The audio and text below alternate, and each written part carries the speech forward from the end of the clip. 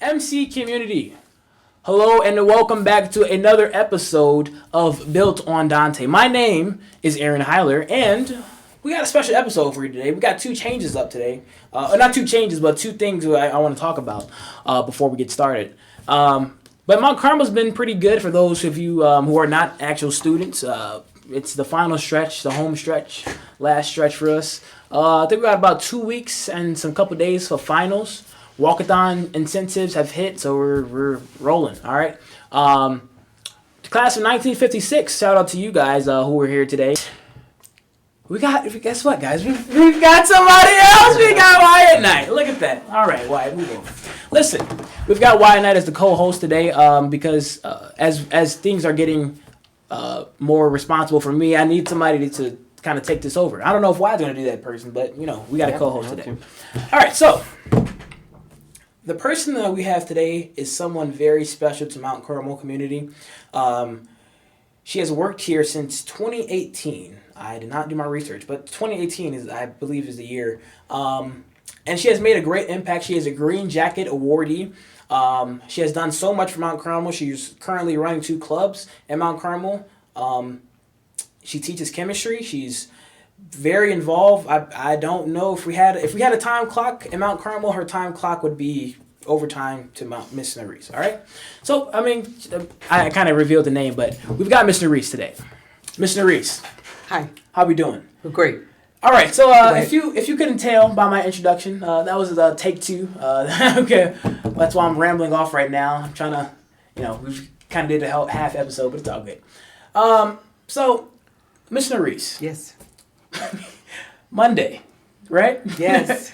Monday. I don't know if we can relive it again, but Monday was the Mother's Day Mass, correct? Yes. And you were honored at the Mother's Day Mass with a salutation. Would you like to talk about that from your perspective? I mean, it just made my day, my week, my year, my life.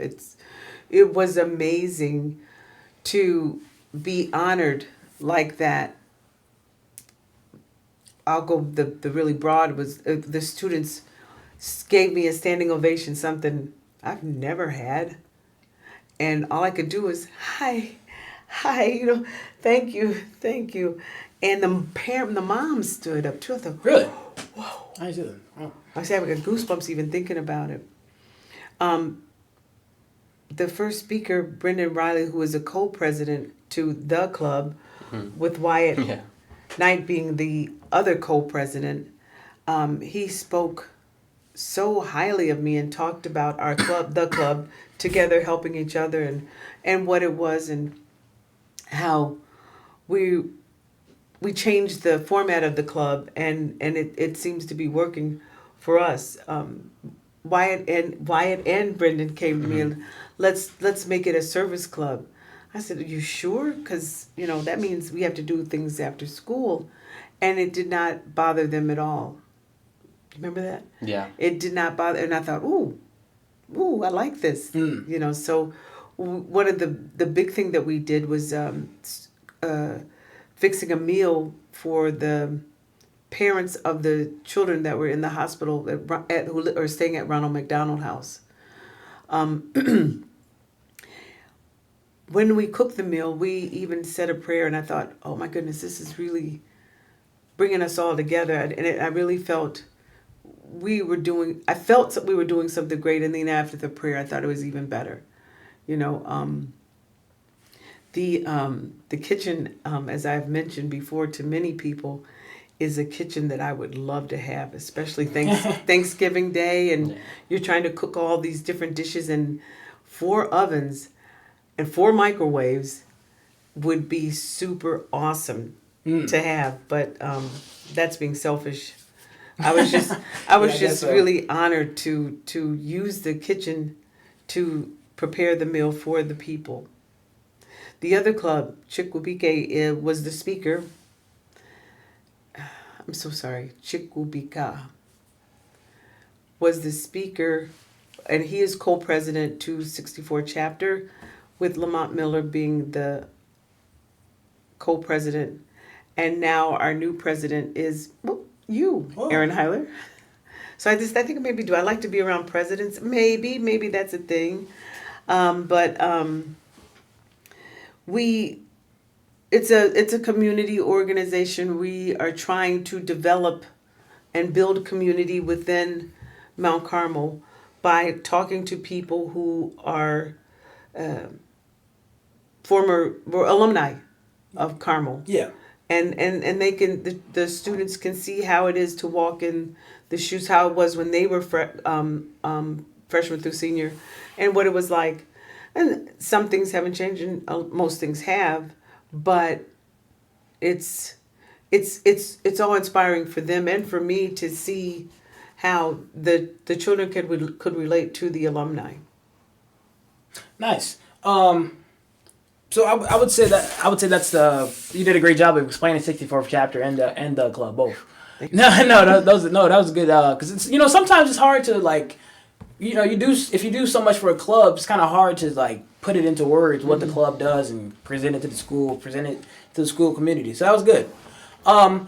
So is there anything that you've kind of gained or kind of received from either one of those clubs personally? Yeah. I mean, yes, because first of all, I did not attend Mount Carmel. Right. So listening to the alumni and listening to their stories, oh my goodness, the things that one of the members of the alumni, former pro football player, spoke to us about was how, yeah, you might have some setbacks, but pick yourself up and continue. Do not give up. Very nice. And he said that over and over again, from high school to college to his first pro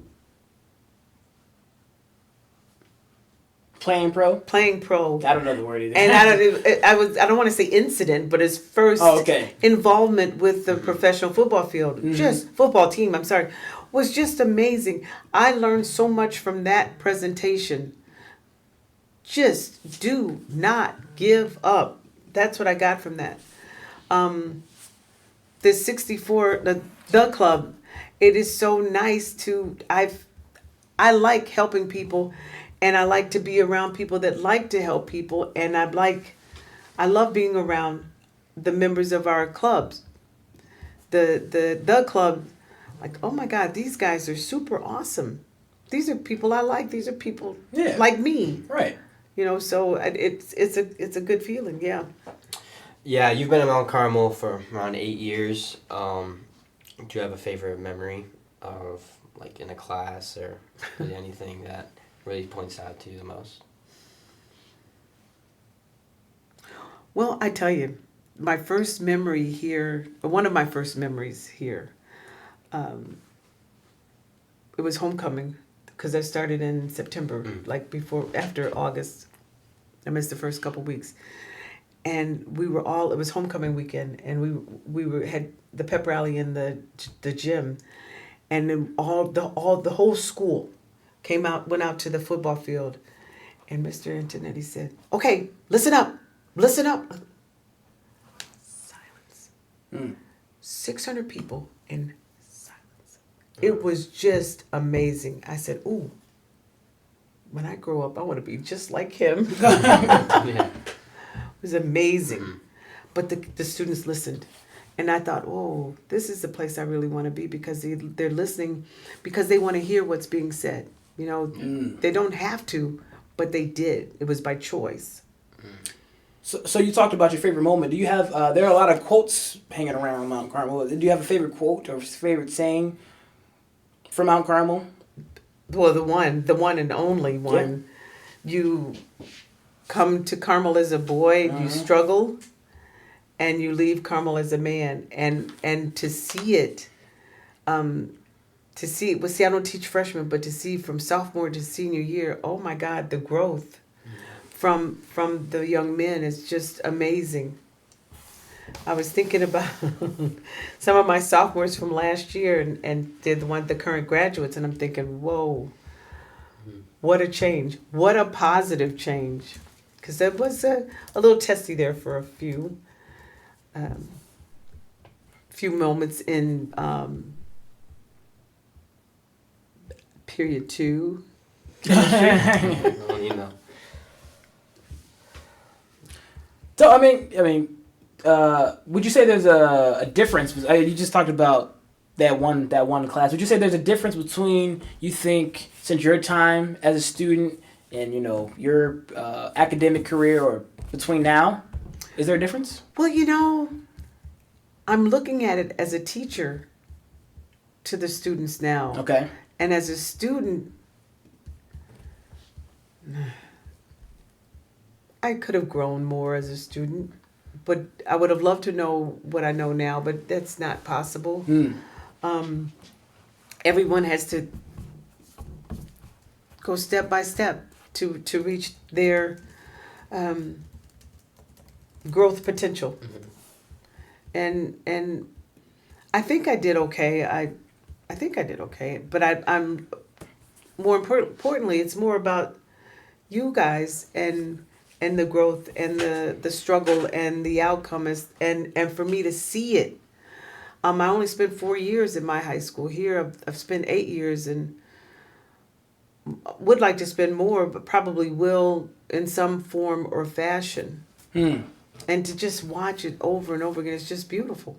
Nice. So would you say is there anything that a person gains from coming to Mount Carmel? Because I'm just thinking, like, for me, when I was in 8th grade, I was trying to figure out if this place was, what am I going to get from this place, or what am I going to gain, or is this place really for me? So would you say there's something that a person gains? Yes, 100%. Nice. Now, what do you think? What do you think I think?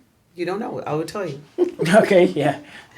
So it's that thing, it's this thing, but the thing is something. It community, camaraderie, friendship, brotherhood. Nice. I see it all the time, and I'm thinking, why couldn't we have done that? But we're girls, so it's a different kind of sisterhood, that kind of thing. And Mr. O'Connor's mom went to the same high school I went to. So really, yeah. Oh. And Monday, after the clapping, and I went over and whispered to her. I said, it's a Longwood lady thing. She got it. Yeah. And she laughed, and we agreed. But what I see here and what I like so much is the camaraderie, is the brotherhood, is the.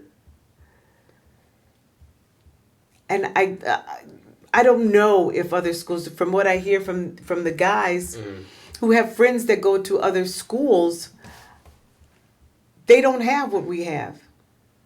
I went to my first hockey game, oh goodness, 2 or 3 years ago, and I sat on the wrong side. Oh my God. Yeah, right. And the things that the audience was saying to our boys. Yeah. And I wanted to say, hold on. These are my boys. You can't talk about them like that. These are mine. Yeah, right. And I said, okay, we're the Carmel parents. We're the Carmel parents, right? Yeah. So I realized we were further down. Yeah, right. And when I got down there, you could breathe a sigh of relief, like, yeah, this is where it's from the parents as well. It's just like really weird. Those parents didn't have it. Didn't have it. Mm. So I'm figuring the boys didn't have it either, because they were fighting a lot on the ice. Yeah, hockey is a Hockey's rough sport. It is a super rough sport. You talked about boys coming here and learning and growing. Would you say you learned here at your tenure of being a teacher at Mount Carmel? Would you say it helped your own personal character development? Sure. I learned patience. I think first of all, patience, and I learned that everybody learns, but they might learn at a different speed. But everybody here has learned something, and I can tell from some of my sophomores who are seniors now, the change, the growth. Mm-hmm.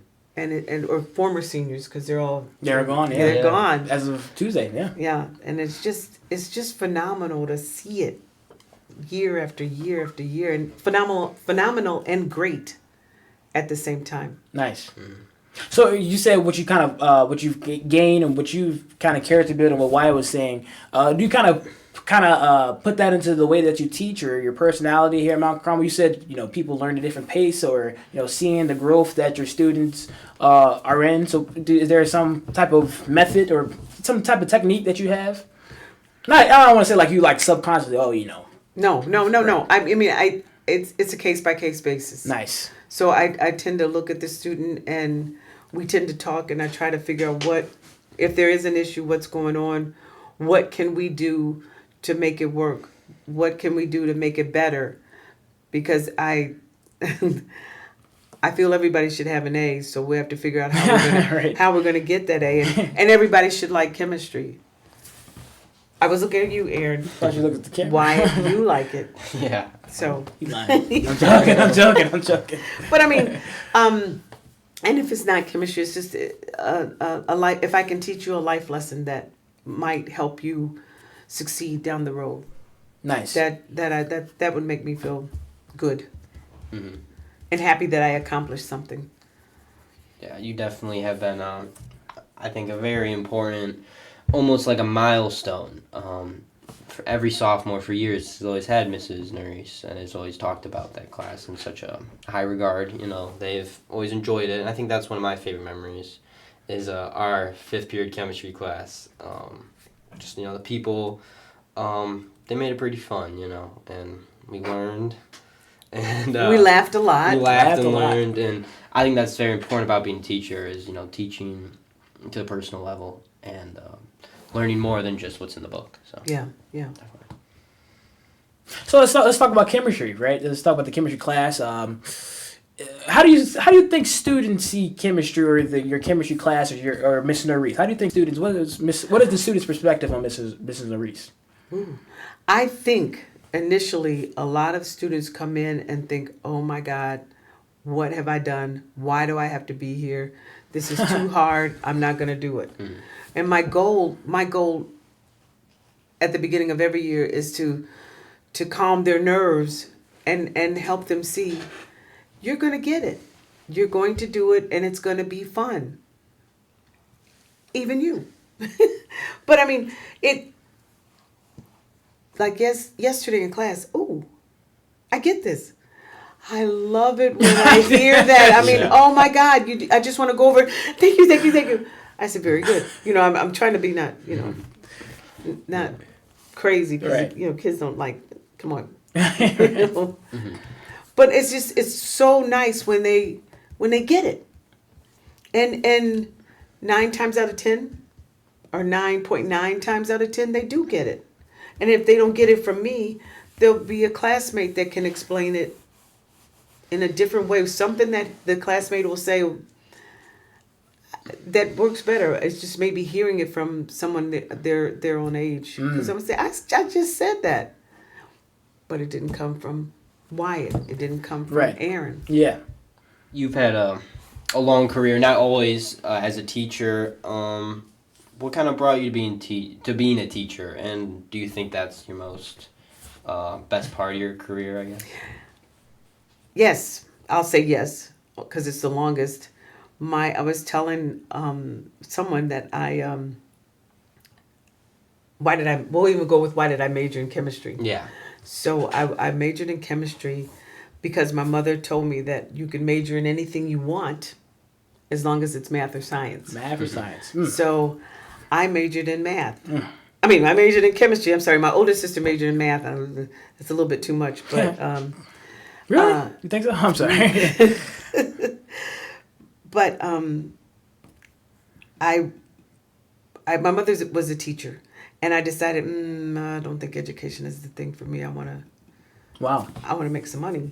No disrespect. No, you yeah. But I worked in private industry for 17 years, and it was fun.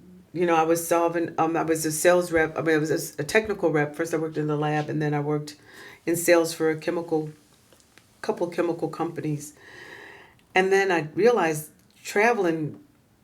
First, it was 4 states, and then it went to 12 states. And oh my God, when am I gonna have a personal life? So I thought, I better make some changes with my life. And before I graduated college, my mother said, get your certificate to teach because you just never know what you're going to do. Is she psychic? I don't know. I'd like to ask her that now, but can't. So I did. And then I decided I can't mother in Minneapolis and my child is here. I can't in Louisville, Kentucky. I can't do it.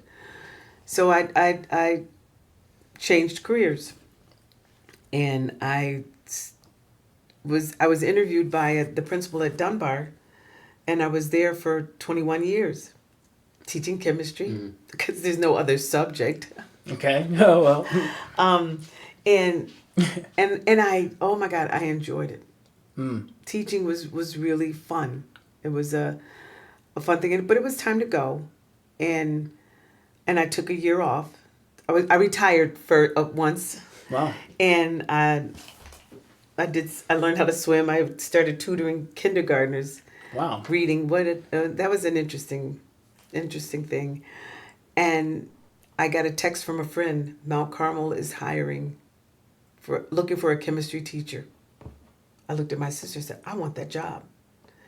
And I called the principal, Mr. Haggerty. He was the principal at the time. And I said, not saying I want that job. I said, Mr. Haggerty, I'm very much interested in interviewing for the position of chemistry.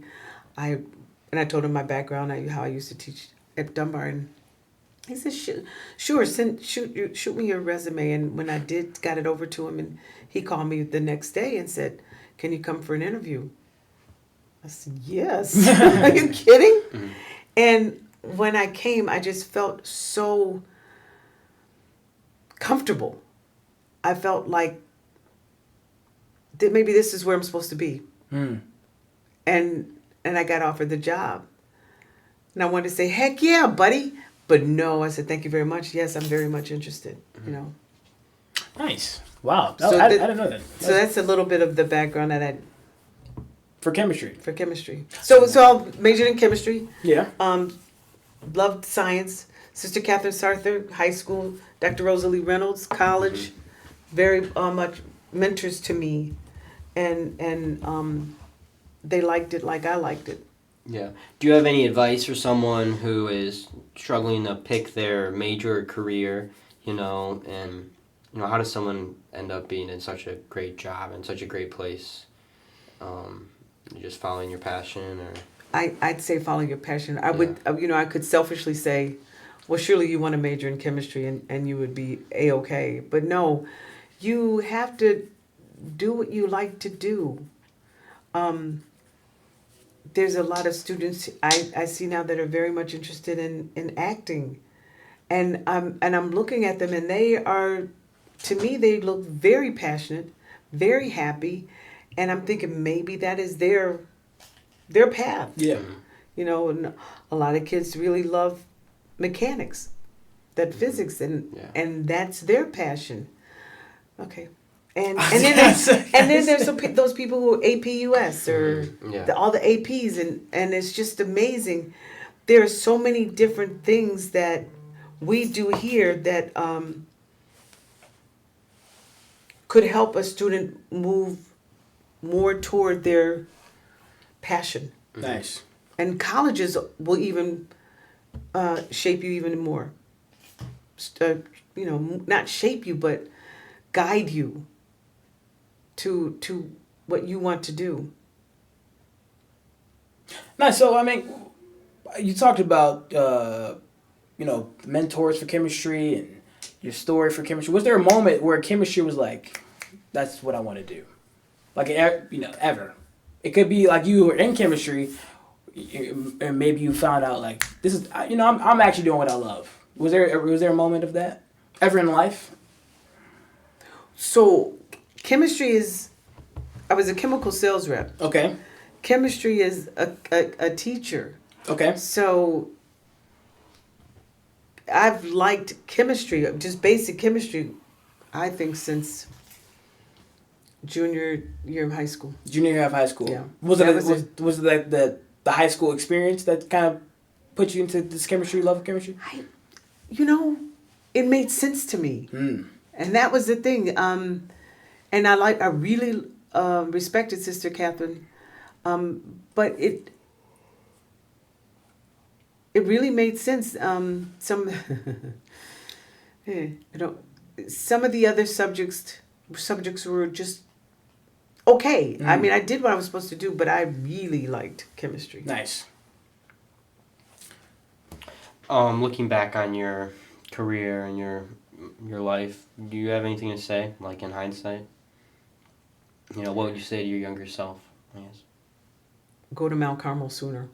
Yeah. So that's one of the things I told Mr. Nolan that I don't know 2 or 3 years ago. I said, if I could just have 20, 30 more years here, I would be happy. I would truly be happy.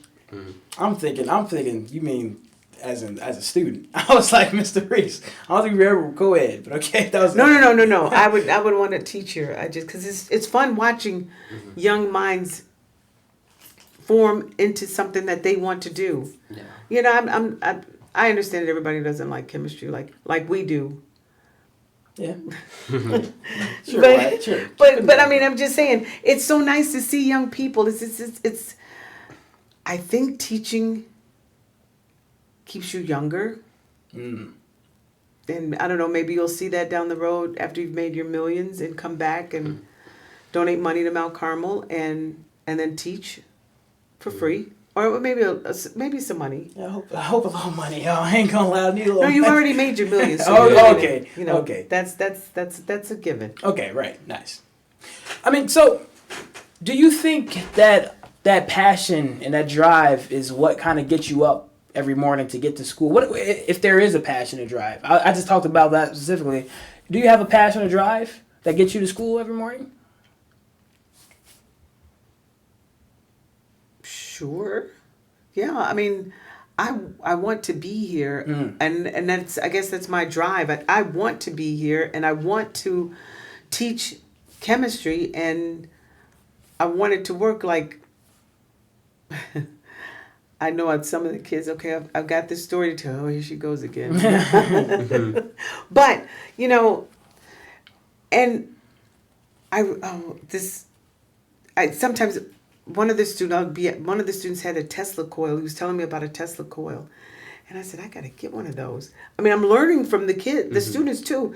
And I got a Tesla coil and I was able to put we didn't do it. I'm sorry. You have to come and see it. But we have, I have the bulbs and you can put it right on the Tesla coil and it lights up. The neon gas bulb, the oxygen bulb. It's just really cool. So, the passion is chemistry, the desire to show my students things that they may or may not see, but I just want them to see see different aspects of chemistry, like the metal in water at the beginning of the year. That's always a good way to grab kids. Yeah, grab, and then the ice cream at the end. It's fun. It's a fun thing. Yeah. I love chemistry when it was that time. Oh, did you? I did. What would you say to the next chemistry teacher? Have fun. That's good. That was good. Have fun, because it's fun. If you see that it's fun, and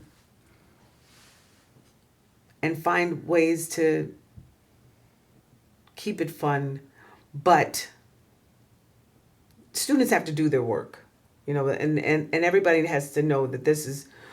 Your parents are paying a ton of money for you to come to this school, so it's not just to come here and look handsome. It's we all have to put into it to get something out of it. So yeah,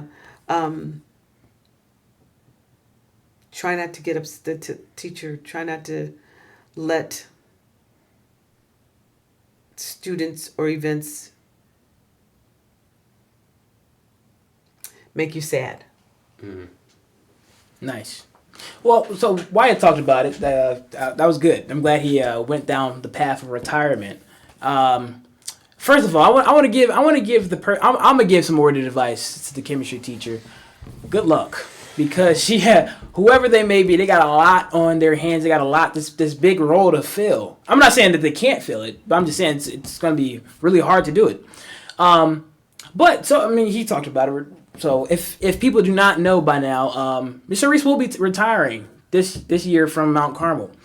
So, Mr. Reese, what's the plans for retirement? I mean, are there anything? Let me go back. Okay, let's go back. And then I'll answer that question. When I interviewed for the job, Okay. Mr. Haggerty told me, you've got 30 years of chemistry teachers ahead of you, that are behind you, that you're coming into. And I thought, oh my God, I don't know if I can fill those shoes. And he says, you'll be fine. Mr. Haggerty was really good. You'll be fine. But all you can do is to be yourself and to love your subject. Now, what am I going to do in retirement?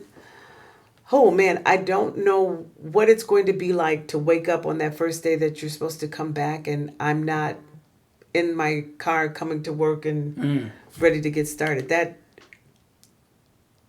is kind of frightening right now.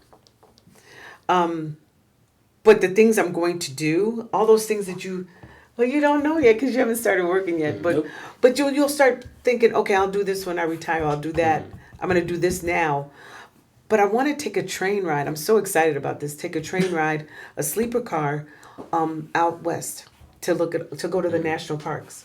Wow. So as many as I can along a route.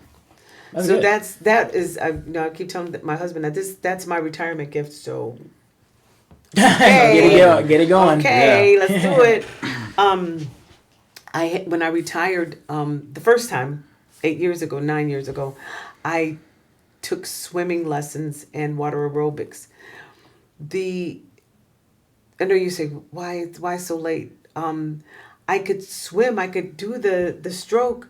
I could kick, but I couldn't breathe. I couldn't get it all together. And I finally did. So I was so proud of myself. I did it. So they have these senior Olympics this Park District does. And one of my swim partners said, we got to do this. I said, well, I'm going back to work. So now I can join her and the rest of the ladies and do that. So I'm excited about that. Other things that I want to do. I could come back and tutor or sub, and I do have there's this other type of position that I want to talk to Mr. Tabernacki about that I'd like to share. I don't know if it's going to come to fruition, so I don't want to say anything yet. Also, I would like to volunteer at a neonatal unit because some of those babies don't have people to just hold them. Yeah. Oh my goodness, I don't have grandchildren yet. Yeah. So that would be a fun thing to do. And the other thing, I have all these things. Well, oh my God, I could continue. This is retirement. So that's all good. So I started learning how to play piano when I was 4, and I think I got tired of it. But I was supposed to be this child prodigy, so maybe go back and do it as another prodigy the other way, and learn piano and flute. I was taking flute lessons at 13, and it's time to go back and learn it. And I realized practice makes perfect. Yeah. And I wasn't practicing. So, and another thing you asked, you shouldn't have asked. Okay. And I'm going down the line. That's all good. Working at anti-cruelty society because I do love animals. Yeah. And I don't have one yet. Mm-hmm. I have a pet frog, my daughter's pet frog, but I know. Jeremy's watching. That's all. Oh, okay. He'll know. So, those are in the first year. So we'll see what the next year's going to bring. The first years. All right, cool. Nice. So you talked about that first moment when you're not coming back to Mount Carmel, and you said that might be a challenge. Would you say there are any other challenges to retirement from this stage right now? Because we're not. You haven't retired technically yet, right? Yeah. So it's imminent. Right. I know I feel like we've kind of pressed on it a little bit more, but I'm cautiously optimistic because this is new. Mm-hmm. This is for real now. Yeah. I thought it was kind of temporary back then. But it's like going to high school for the first time and how you feel. It's like going to college your freshman year and how you feel. It's like going to your first job and how you feel. So it's new. So Yeah. I'm a little bit pensive. But do you think you... Sorry. No, go ahead. But do you think you will enjoy it? My goal is to enjoy it because you work all your life for this moment. So Right. what's the problem? And you've worked hard, Mr. Reach. You have, yeah. And I've enjoyed it. Yeah. I've enjoyed it. So I don't want to sit in front of the television. That is not one of the things I want to do. Nice. So and gardening. That's another thing I like to do. Gardening. Yeah. Nice. Green thumb. I like Yeah. it. I just want to say, environmental club is building up the rooftop right. garden. Really? Yeah, I'm gonna try to make some vegetables and herbs. Stuff Yeah, like Mr. that. Sherman. Yes. That'll be fun. Yeah. We're gonna get it going. It is going, but we're just gonna, Yeah. Sure. Yeah. I also have something to say. I want to jump around the timeline a little bit. So when you were first coming to Mount Carmel, was there like an aha moment when you went there and you realized Mount Carmel is a truly special place, or was it over time or more gradual? No, it was probably an aha moment. Yeah. I remember. I think I brought my daughters because that was the first year that they had the football field. Wow. And so we remember went to a that game, game. Oh my God. And I remember my daughter seeing me talk to all of these students, and she went home and she said, "You're not going to believe, Mom. It's like she's been there forever." But it was, I remember Mr. Nolan or Mr. LeCount, one of them, "How do you like it?" I said, "This is like a suburban school in the city. You can't beat it. It has everything." I was just like, whoa. Yeah. It was so much excitement. You woke up, I don't know, how old would you have been in 2018? 2018. Wow. What, like Maybe 4th 7 grade? years. So I don't know if you came. I'd be But- 10, yeah. So if you all came, like, oh my God. I remember being at that first game, I think, when they got the field. Yeah. That was, You remember? I remember being there. Yeah. It was a very special night. I think that was my first time at Mount Carmel. You Yeah. know. It was a new field. Wow. Yeah, you know, you always hear about the place. My dad went to high school, and I'd soon be going. So Oh, snap. it was I'm sorry. it was My bad. both of our kind of initial reactions. It was cool. Yeah. So it was a thing. So I knew I was in the right place. I just knew it because the students were great. They were funny. That's the other thing. The kids. I tell people that the students thought that they had invented the wheel.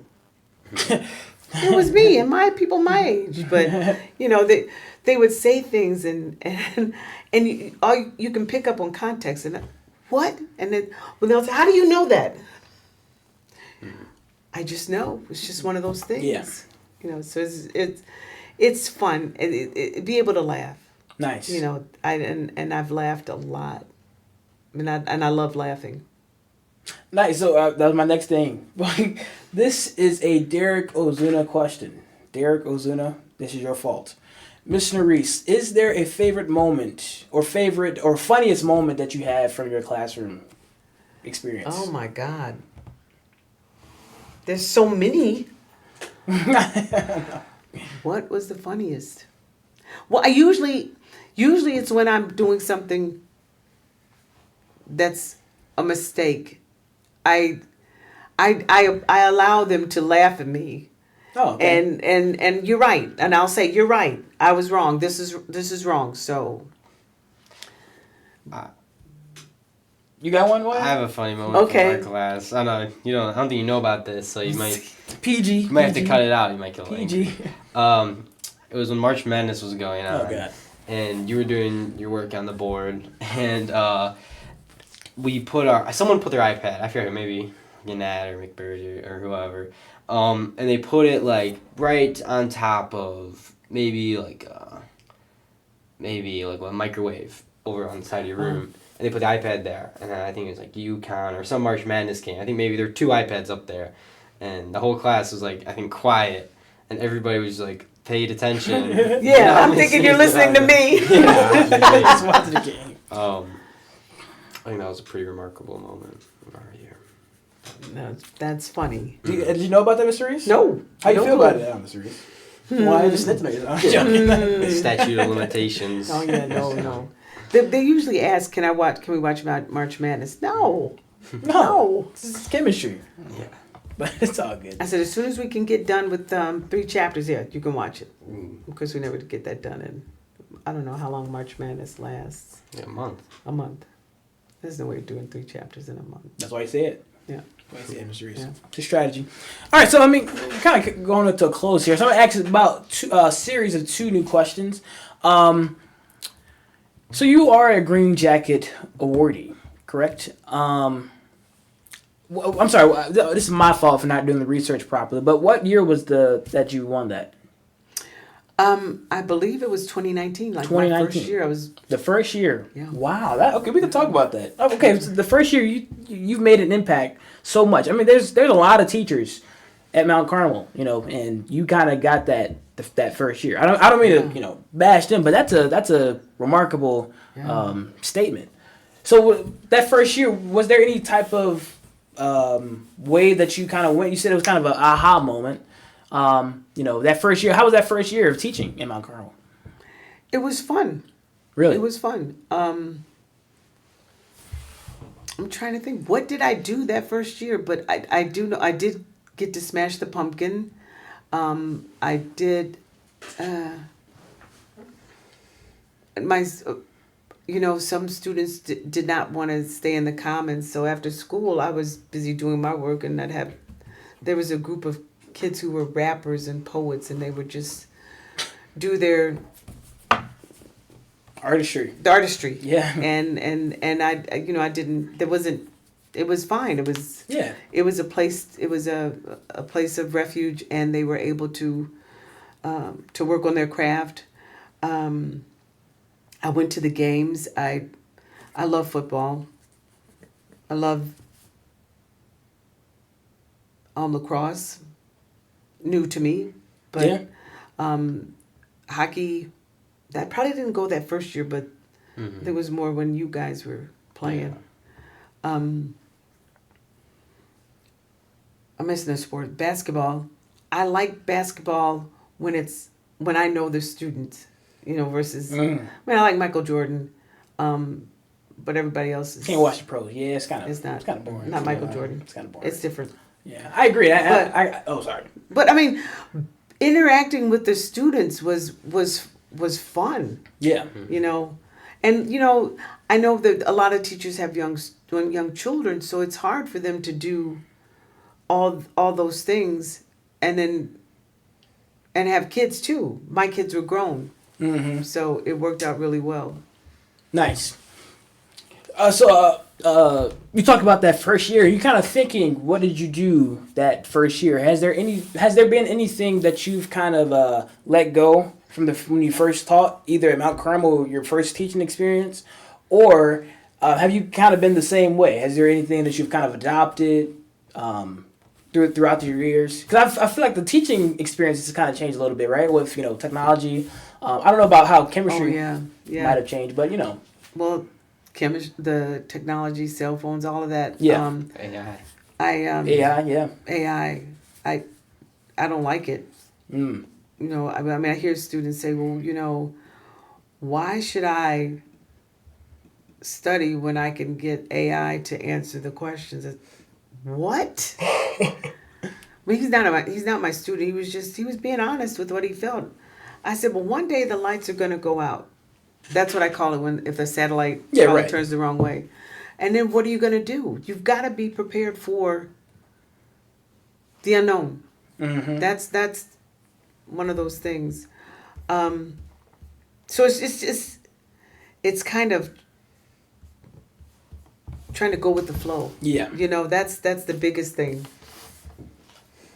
Nice. Okay. So nice. Very nice. So let's go back to the green jacket thing. What was your first? Because Mr. Hansen, no, you wouldn't have. No, I did not get to meet Mr. Hansen. Exactly. That's my loss. Okay, nice. He seems like a kind of person that I would love to work with, hang out with, because he just has. I like to think I have similar goals or beliefs as Mr. Hansen. I met his mom and dad, and aunt. They're wonderful people. So I am honored that I was put in that category, because that's one heck of a category to be in. Nice. Was there initial reaction when you were nominated or when you got the award for the Green Jacket? Well, when I was nominated, I said, "Oh, well, it's really nice. I'm not going to do that. Okay. It's not going to happen." And then I won. I said, "Oh my God, Yeah. I won. I got it. I felt I needed to carry myself differently, and didn't know what I should do different, but I really didn't do much different, and it seemed to be okay. I seemed to be Doing well. yeah. Yeah, I mean, you got the award, right? I got the award, yeah, and I'm very honored. I was just like, yeah. Yeah. you all should have been here then. Yeah. If only. All right, so we got some questions to end. I said I had 2 series of questions, so we got some questions at the end. I don't know why. If you're looking at these questions, this is your first time. First of all, before we even leave, Wyatt, your dad is a great fan of the show. Thank you. Yeah. Okay, get us to your dad for me. I will. Yeah. Alright. At Fight Night, he came and talked to Aaron. That's Oh, right. did he? Yeah, about this podcast. Yeah, we got. First of all, not only did your dad, but a whole bunch of alumni came up to me that day. That night alone, Fight Night people were just coming up to me. As I said in Michelin Counts episode, I was not aware of how much alumni presence is kind of visible through this whole not only the Built on Dante, but Caravan Broadcast Network. Like in the class of 1956, they said that they connect through the Caravan Broadcast Network. Yeah, I watch the football games all the time. I'm like, really? Okay, well, all right. So yeah, but just get that to your Thank you. All right. Tell him thank you. What's your dad's name? Matthew. Matthew Knight. Thank you, Matthew Knight. All right. There's one on here that really stands out to me. We'd always used to ask the shadows in your class. Whoa. I'm sorry. That's the last question. Oh. That's the last question. Yeah, that's exactly why I got this question. I said, okay. Okay. Well, you probably already know it. Maybe not. But we'll say personal. Are you an early morning person, early bird, or are you more of a night owl? You like to stay late? What, stay late at work? Yeah, or just like stay up at night. Do your work at night. I prefer early morning. Early morning. Yeah. But I do stay late here. Mm-hmm. And I'm exhausted by the time I get home. So I look at I look at my students first thing in the morning. Oh my God, you would think. I know I try to tiptoe around them because they're still trying to wake up. So so I'm opposite of most of my students. Because they're more. Well, they say that the students should start school at 9, 10 o'clock. I don't know. I was always one that always took the early morning classes in college because I wanted to be done with it. Right. By noon. Yeah. Me too. Honestly. All right. So, would you say you are an introvert or an extrovert? I think I am an extrovert. Extrovert. I talk a lot. I try to make friends wherever I am. Nice. And I try to make my students feel included, because we have some transferees, and I like for them to feel a part of the class, and so we have to do a little bit of introduction and make sure that the new kid is welcome. Yeah. He might ask this question they're about to give you, but that's a different story. You might have been asked this question, yeah. All right, so what word would you say your friends use to describe you? Yeah, rapid fire. I'm sorry. These are rapid fire questions. Caring. Nice. I would agree with that one. That's pretty good. Caring.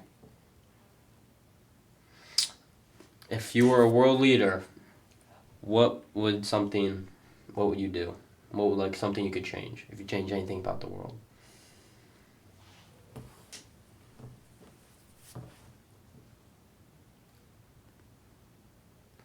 I would try to stop the hatred. I would try my best to stop and try to get people to respect people. Just respect everyone. Just everyone deserves to be respected. And the hate is I don't know if is that a deadly sin? I don't know if that's one of the deadly sins. I should know them, but hatred is not one of my cup of teas. Very nice. That was deep. That was good. If you were an animal, what animal would you be?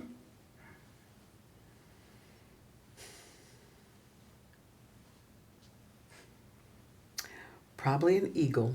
An eagle. I like that. I never thought about it, but I sure would not mind soaring. And King of the air, I guess, right? yeah, or a lioness. A lioness. Lioness.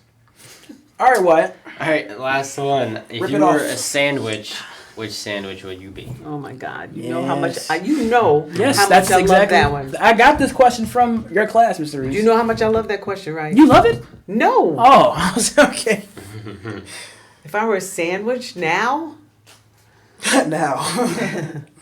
I used to love a corned beef and pastrami sandwich on rye mustard. Like a Reuben? Is that what it's called, Reuben? I think so. Yeah.